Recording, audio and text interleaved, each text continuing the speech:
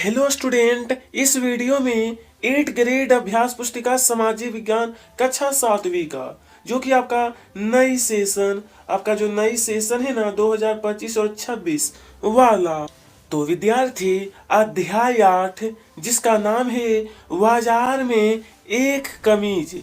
चलिए हम लोग शुरू करते हैं। प्रश्न 1, दादन व्यवस्था संबंधित है। आपका ऑप्शन दिया गया है। पहला, बुनकरों द्वारा घर पर कपड़ा तैयार करना, व्यापारियों के ऑर्डर लेना, तैयार कपड़ों को शहर में व्यापारियों के पास ले जाना, बुने हुए कपड़े का भुगतान करना। सही उत्तर ए वाला है, बुनकरों द्वारा घर पर कपड़ा तैयार करना। अब देखेंगे प्रश्न नंबर 2। दूसरा प्रश्न, निर्यातक का संबंध है। निर्यातक का संबंध। ऑप्शन दिया है, बाजार में माल बेचना, मॉल में माल बेचना, विदेशों में माल बेचना, साप्ताहिक बाजार में माल बेचना। सही उत्तर विदेशों में माल बेचना। निर्यातक का मतलब यही होता है कि विदेशों में माल बेचना। संसार के सबसे विशाल कपड़ा बाजारों में से एक भारत के किस राज्य में स्थित है? ऑप्शन है उत्तर प्रदेश, तमिलनाडु, महाराष्ट्र, मध्य प्रदेश। सही उत्तर है आपका तमिलनाडु। ठीक है। चलिए नंबर 4। चलिए अब है तमिलनाडु में सप्ताह में 2 बार लगने वाला ई रोड का बाजार किस सामग्री के विक्रय के लिए प्रसिद्ध है? आपका ऑप्शन है सब्जी, कपड़ा, मछली या फिर मसाला। सही उत्तर रहेगा आपका बी ऑप्शन, कपड़ा। ठीक है। चलिए प्रश्न 5, स्वपना अपने खेत में उगाती है, गेहूं, कपास, सब्जी या फिर गन्ना। सही उत्तर रहेगा इस प्रश्न का कपास। क्या उगाती है? तो कपास। ठीक है। चलिए, रिक्त स्थानों की पूर्ति कीजिए। कपड़े बनाने वाले कारीगरों को तो यहाँ पर आपका होगा बुनकर कहते हैं। बिजली चालित करघे कहलाते हैं। तो यहाँ पर आपका होगा पावर लूम। ठीक है। सी में है, बड़े बड़े स्टोर्स के स्वामी केवल अपने शर्तों पर ही तो यहाँ पर आपका रहेगा उत्तर में व्यापार करते हैं। 4 में, विदेशी व्यवसायी ने बाजार में अधिक तो यहाँ पर आपका होगा मुनाफा कमाया। विदेशी व्यवसायी ने बाजार में। ठीक है।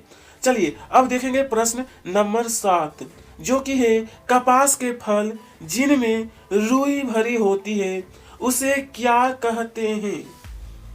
चलिए, कपास के फल जिनमें रुई भरी होती है, इस प्रश्न का उत्तर है कपास के फल जिनमें रुई भरी होती है उसे डोडो। ध्यान दीजिए यहाँ पर, जिसमें रुई भरी होती है ना, इस प्रकार से मान लेते हैं इसका पौधा है, तो यहाँ पर फल में जो रुई भरी होती है ना उसे हम लोग डोडो कहते हैं। ठीक है। चलिए तो अगला प्रश्न नंबर 7, मुनाफा शब्द क्या आशय है? मुनाफा शब्द इसका अर्थ क्या होता है? इसका उत्तर, जो आमदनी हुई है उसमें से सारे खर्चों को हटा देने के बाद बचने वाली राशि, जो राशि होती है उसे मुनाफा कहलाती है। ठीक है। यहां तक क्लियर है। अब देखिए, बुनकर क्या काम करते हैं? यहाँ पर बुनकर जो है ना वो काम क्या करते हैं? यहाँ पर बोला है बुनकर क्या काम करते हैं। बुनकर लोग अपने गांव में कपड़े तैयार करते हैं। बुनकर व्यापारी से सूत लेते हैं और तैयार कपड़ा देते हैं। बुनकर तैयार किए हुए कपड़े को शहर में व्यापारी के पास ले जाते हैं। ठीक है। व्यापारी के पास। चलिए 10 नंबर में है, स्वपना को अपनी रुई स्थानीय व्यापारी को बेचने से क्या हानि हुई? तो प्रिय स्टूडेंट, इस प्रश्न का उत्तर, चलिए ये जो आपका प्रश्न है ना कि व्यापारी को बेचने में क्या हानि, उत्तर रहेगा स्वपना को अपनी रुई स्थानीय व्यापारी की बेचने से कम मूल्य प्राप्त हुआ, क्योंकि स्वपना ने स्थानीय व्यापारी से ऊंची ब्याज दर पर कर्ज लिया था। ठीक है, चलिए ज्यादा नहीं, आपको 2 ही लाइन में उत्तर लिखना है। ठीक है, 11वां प्रश्न अब देखते हैं। 11 नंबर में ध्यान दीजिएगा, तो यहाँ पे बोला है दादन, दादन व्यवस्था को समझाइए। आखिर दादन व्यवस्था होता क्या है? चलिए इसका उत्तर, कच्चे माल को प्राप्त करने के लिए बुनकर व्यापारी से सूत लेते हैं और उन्हें तैयार कपड़ा देते हैं। यह व्यवस्था दादन व्यवस्था कहलाती है। दादन व्यवस्था में व्यापारी बुनकरों को बहुत कम पैसा देते हैं। ठीक है, यहाँ तक क्लियर है। अब यहाँ पर बोला है बुनकरों के लिए सहकारी संस्थाएं क्यों स्थापित की गई है? चलिए तो ये तो आप लोग प्रश्न देख लिए। अब इसका चलिए, बुनकरों के लिए सहकारी संस्थाएं क्यों स्थापित की गई है? देखिए इसका उत्तर, दादन व्यवस्था में व्यापारी बुनकरों को बहुत कम पैसा देते हैं।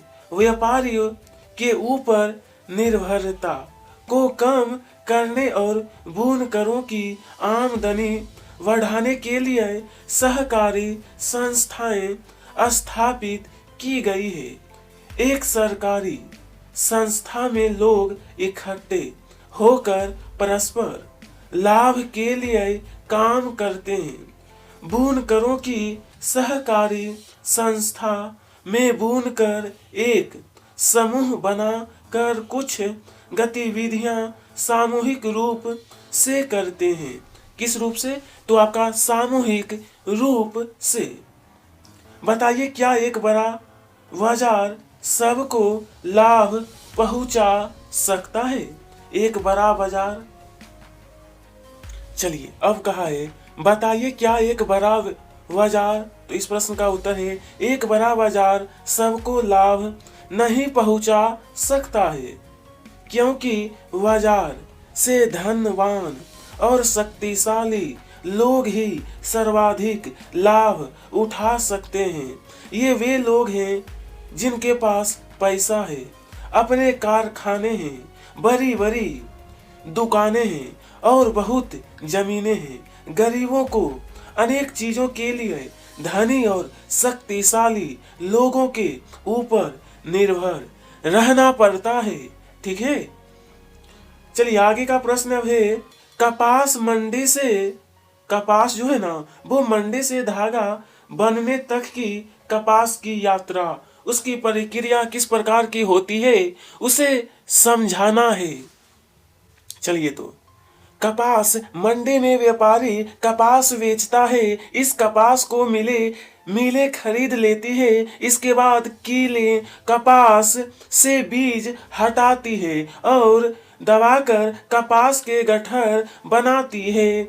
सूट काटने की मिलें कपास के गट्ठर खरीद लेती है। इसके बाद सूत काटने की मिलें कपास से धागा बनाती है।